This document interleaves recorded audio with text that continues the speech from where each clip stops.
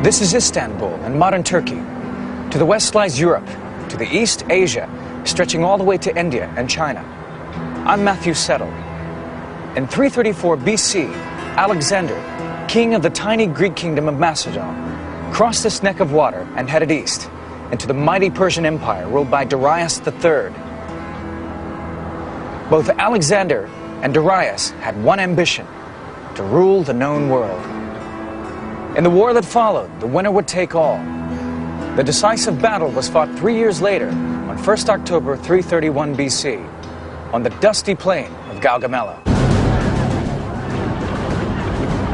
Hoje, com a tecnologia dos videogames, podemos visualizar como foi a batalha, o grande número de soldados, a formação das tropas em luta e como a batalha foi vencida. Now, decisive battle.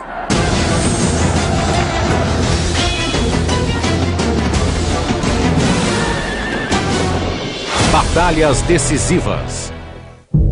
A sequência de eventos que levou a essa grande batalha se iniciou longe da planície persa. Em 356 a.C., o rei Felipe da Macedônia e sua esposa Olímpias tiveram um filho que chamaram Alexandre. Felipe era o mais poderoso rei da Grécia, mas era difícil manter os estados gregos unidos. Ele pensou que uma guerra contra um velho inimigo, a Pérsia, seria uma forma de unir o país e de ele continuar poderoso. But Philip had problems at home. He already had 6 wives, and in 337 BC, he married a 7th, a young teenager named Cleopatra. Olympias was furious. She feared her son Alexander might never become king. The following year, in 336 BC, Philip was assassinated. Everyone suspected that the murder was organized by Olympias, and as she'd hoped, her 20-year-old son Alexander inherited Philip's throne and his ambition to conquer Persia. I think Persia was the dragon that he needed to slay. It was like sacking Troy times 100. O Império Persa era vasto. Ia da Turquia de hoje e passava pelo Iraque, Irã e Afeganistão até o norte da Índia. Mas isso só encorajou Alexandre. Ele era muito curioso e queria ver as terras além da Pérsia e o oceano que se acreditava cercar a Europa e a Ásia nos confins da terra. Alexander was a hunter and a conqueror, and he set himself no limits. His first task was to defeat the existing Persian Empire. Second task, to recover the old Persian Empire, which he would have known about, which extended over the Hindu Kush into what's now Pakistan. Third goal, well, the limit, which was, as the Greeks thought, the ocean. He just simply wanted to go on until he hit the Eastern Ocean.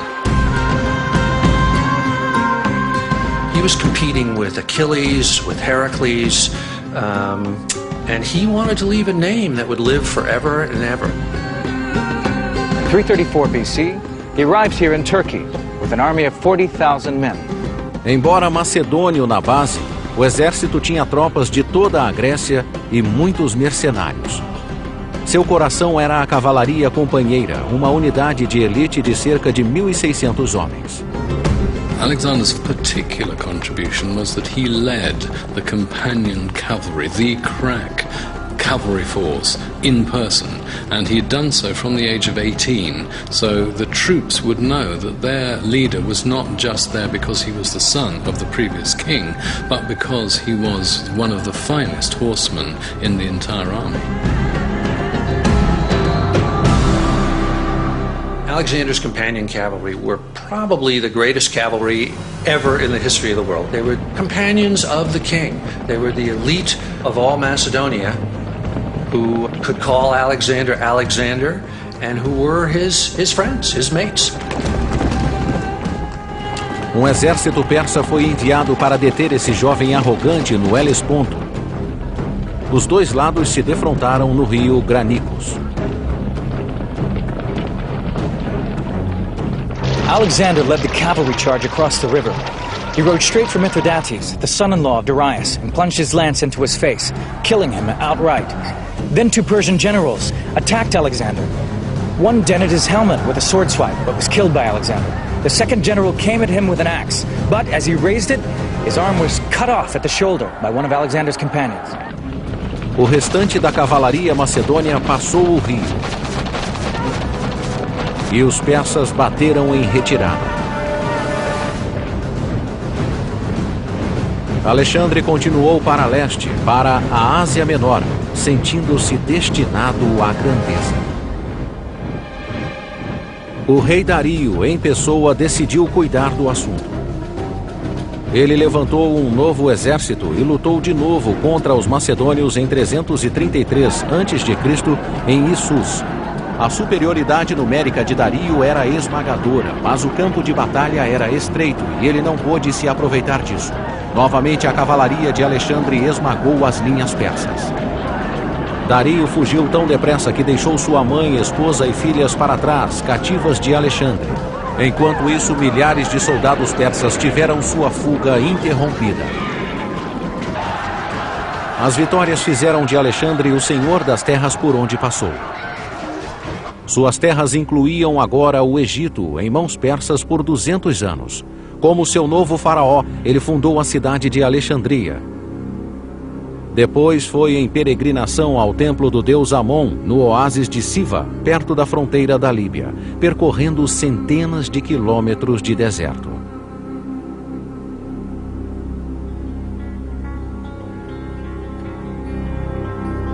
Questions to Amon were answered through a priest. Alexander asked, "Will I rule the earth?" The answer seems to have been yes. But the priests went further. They greeted Alexander, calling him the Son of God. 2,000 years after his desert pilgrimage, Greek coins still depict Alexander as the ram-headed god Ammon. Quem conhecia Alexandre disse que ele voltou mudado do Egito. Ele mesmo se achava um deus, invencível. Em julho de 331 a.C., o exército estava pronto para ir à Pérsia. 3 meses depois, ele cruzou os rios Tigre e Eufrates. Dario esperava por ele na planície de Galgamela, que significa a casa do camelo. O rei havia aprendido com a derrota de Issus e preferiu enfrentar Alexandre em Galgamela, um terreno totalmente plano, onde ele tiraria bom proveito de sua cavalaria e bigas com sabres. Ou ele deteria Alexandre de uma vez por todas, ou, se seu exército fosse derrotado, todo o Império Persa teria um novo líder, Alexandre o Grande. Em jogo, o controle da Ásia, do Mar Negro à fronteira da Índia. O exército de Dario era enorme, 250 mil homens, 5 vezes superior ao de Alexandre. Curtius Rufus, um historiador da época, descreveu como o exército persa andava pelo deserto. First came the cavalry, drawn from all parts of the empire. Next in line were crack infantry troops, known as the Immortal, so called because their numbers were never allowed to drop below 10,000. 10,000 spearmen, then 30,000 foot soldiers, and 400 of his own royal horses. 600 mules and 300 camels carried the king's treasure, which in today's terms would be worth over $3 billion. Em comparação, o exército de Alexandre era muito menor, 40 mil soldados da infantaria e 7 mil da cavalaria. Mas era um exército confiante, com o próprio Alexandre cavalgando à frente. Macedonians really were a band of brothers. They really were companions. Every night they would eat together, dine together, drink together. They were, if you look down the rolls, there was brothers, cousins, uncles. Everybody was related to each other by marriage, by blood. And you know that Alexander just loved these guys and they loved him. The flat plain at Galgamela was well suited for chariot warfare, but Darius went one further and had the ground leveled out to provide runways for his charioteers. This would be a huge set-piece battle, the kind the Persians had trained for. The vast battlefield would allow Darius to send all of his troops into action and use his 5-to-1 advantage to smash Alexander. Um objetivo-chave era passar pela parede de lanceiros da falange. Isso era muito difícil, mas Dario tinha um recurso: as bigas com sabres. Eram bigas padrão, mas com longos sabres postos nos eixos das rodas, capazes de cortar as pernas de um cavalo ou de um homem. Elas eram conduzidas a toda velocidade contra a infantaria com o objetivo de quebrar a linha do inimigo e criar espaço para sua própria cavalaria e infantaria poderem entrar. Sabemos como Dario usou esse exército, porque suas instruções escritas foram apreendidas após a batalha. No flanco esquerdo ficavam as cavalarias bactriana e cítica das estepes da Ásia, cuja função era deter a cavalaria companheira. Darius did set up Gaugamela to have a tremendous amount of heavy cavalry of his own fronting his left, so that Alexander would have to fight through rank after rank of really crack horsemen. Os próprios persas ficavam no centro das forças, com o rei e seu séquito. À frente de Dario iam elefantes com bagagens e outras 50 bigas. O flanco direito era guardado por tropas sírias da Mesopotâmia e do Golfo Pérsico, e por outras 100 bigas com sabres. Como todo comandante grego até então, Alexandre organizou sua infantaria em falange. O bloco de soldados formava uma parede de lanças. As primeiras 5 filas apontavam suas lanças para frente, enquanto as restantes as mantinham a 75 graus para repelir dardos inimigos. Mas, diferente dos outros comandantes, ele combinou a falange com a flexibilidade da rápida cavalaria de ataque. The Macedonian army, as developed by Philip first and perfected by Alexander, was really like the smart bomb of the ancient world. It was light years beyond the Greek phalanx, which was essentially just heavy infantry advancing in a solid front and beating each other's brains out. It was a style of battle that's sometimes called sword and shield battle. The Macedonian phalanx functioned as a shield, and the companion cavalry acted as the offensive sword. Em Gaugamela, Alexandre pôs uma cavalaria de cada lado da falange, mas colocou outra falange atrás de cada cavalaria, composta de mercenários e aliados. Ele sabia que sua cavalaria audaz podia deixar a infantaria vulnerável a ataques pelos flancos e pela retaguarda. A segunda falange cuidaria disso. Alexander didn't seem to suffer from pre-battle nerves. In fact, he overslept. It was high noon by the time he joined his troops.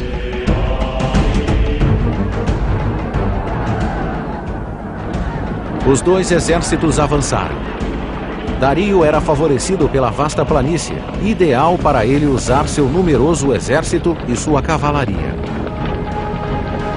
A proporção era de 5 persas por grego. Para evitar ser atacado pelos flancos, Alexandre levou sua cavalaria para a direita, para perto das linhas persas. Dario fez o mesmo movimento para neutralizar Alexandre. Essas manobras pelos flancos favoreceram Alexandre, pois desviaram as forças do ataque previsto por Dario para suas bigas. Dario viu isso e ordenou que o flanco esquerdo avançasse. Para não ser cercado, Alexandre atacou as tropas persas de frente. What Alexander looked for in his battles was an opening in the enemy formation. As soon as he saw that, Alexander would lead a charge of his companion cavalry straight at that gap.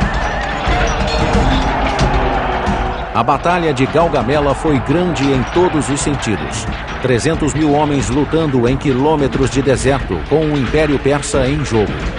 O ataque de Alexandre pareceu suicida. Foi uma luta terrível, com os macedônios em número muito menor. Alexander's charge seemed suicidal. It was a terrible struggle, with the Macedonians heavily outnumbered. Well, they always say that when you're fighting against superior odds, it's like wrestling a bear.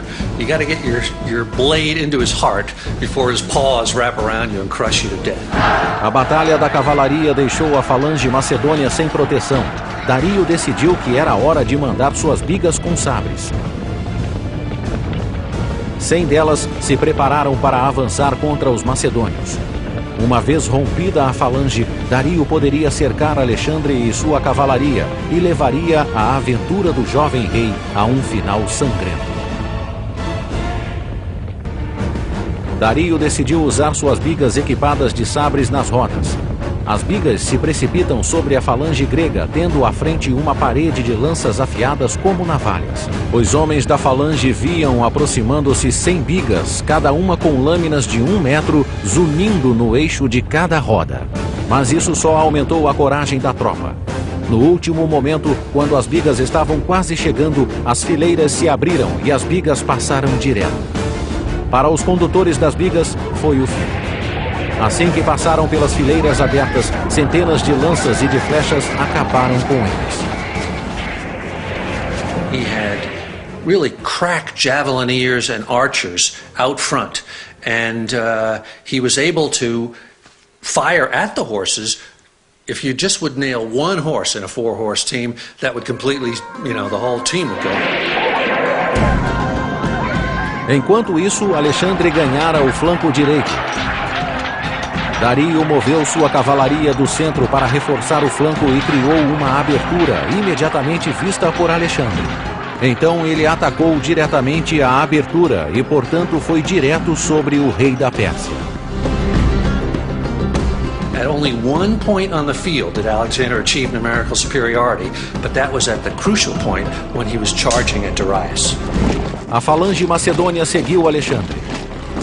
A linha de batalha persa estava quebrada e de novo Dario teve de fugir.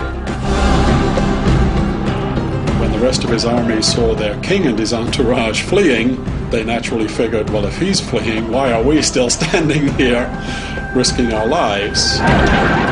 A batalha estava longe de acabar. Parte da cavalaria persa atacou o flanco esquerdo da cavalaria de Alexandre. And if that wing of Alexander's army were to have given way, particularly given way soon, that would have unhinged Alexander's whole battle plan and probably prevented him from winning a victory, if not led to outright defeat. O brilhantismo tático de Alexandre foi novamente decisivo. Ele criou a falange da retaguarda para essas emergências. A falange entrou em ação e obrigou a cavalaria persa a recuar. Quando soube que Dario e seu séquito haviam fugido, o exército persa começou a bater em retirada.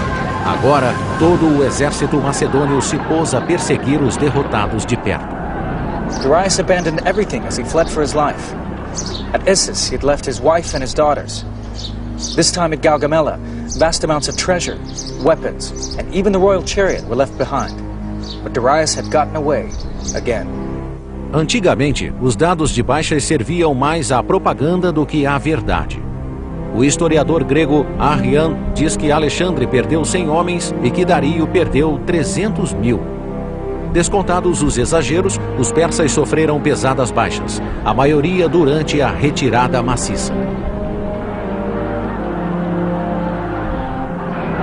Alexander pursued Darius for 9 months, but the two would never meet again. Darius was stabbed by one of his own generals and left by the roadside to die. Alexander wrapped his own cloak around the dead king.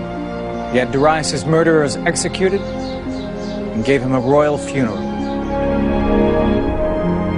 Gaugamela was the most important victory that Alexander won, in that it broke the organized resistance of the Persian Empire. Depois de Gaugamela, nada mais deteve Alexandre. Ele e seus companheiros macedônios dominaram todo o Império Persa. 1 ano depois da batalha, eles estavam no Afeganistão. 4 anos depois, cruzaram a cadeia de montanhas Kush e invadiram o norte da Índia. Alexandre cumpriria a profecia dos sacerdotes de Amon. Ele estava para se tornar o senhor de todo o mundo conhecido. In 323, Alexander returned to Persia. One night, he attended a drinking party. He suddenly yelled and complained of a pain that felt like a spear in his chest. He lapsed into fever. Barely conscious, He was asked to whom he would leave his kingdom. He replied, to the strongest. If anyone deserves the right to be judged by the standards of his own time and not by our standards, it's Alexander. He fought as a hero. He was not a cold-blooded, calculating general like, say, Caesar or even Napoleon to some extent. He was there in the forefront on his horse, Bucephalus, charging right in there, and he believed that that was what it was all about. On June 11th, he died at the age of 32. He wasn't a god after all. His body was covered in the scars of battle. He had been seriously injured 8 times and wounded by every form of weapon: sword, spear, arrow, and javelin. His body was embalmed by Egyptians and taken not to his homeland of Macedonia, but to Alexandria, named after the greatest commander the world had ever seen. His empire did not survive him. No one man was strong enough to inherit his mighty legacy. Instead, it was divided among his generals. Never again would one man conquer so much.